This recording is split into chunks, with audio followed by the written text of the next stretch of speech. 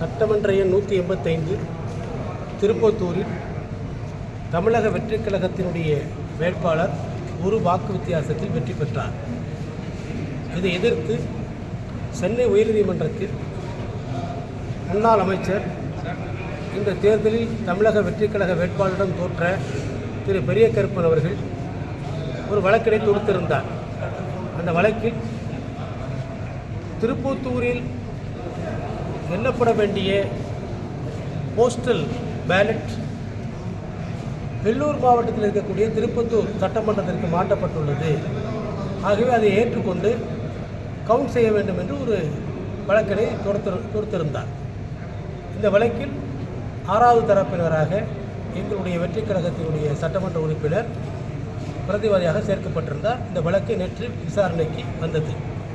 இந்த விசாரணைக்கு உச்சநீதிமன்றத்தினுடைய மூத்த வழக்கறிஞர் அபிஷேக் சிங்வி, சென்னை உயர்நீதிமன்றத்தினுடைய மூத்த வழக்கறிஞர் ராகவாச்சாரி ஆகியோர் வாதிட்டனர். இதில் ஒரு தேர்தல் முறையாக அறிவிக்கப்பட்டு வேட்பாளர் வெற்றி பெற்று விட்டிருந்தால் அதற்கு பிறகு அந்த தேர்தலை எதிர்த்து நீதிமன்றத்துக்குத்தான் செல்ல வேண்டுமே தவிர ஆர்டிகல் 226 பயன்படுத்தி ரிட் மனுவாக தாக்கல் செய்ய முடியாது என்பதற்கு 1952 2026 வரை உச்சநீதிமன்றம் வழங்கிய பல்வேறு தீர்ப்புகளை எடுத்துச் சொல்லும்.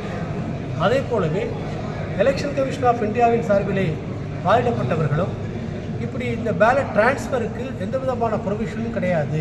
இது பை எவிடன்ஸ்.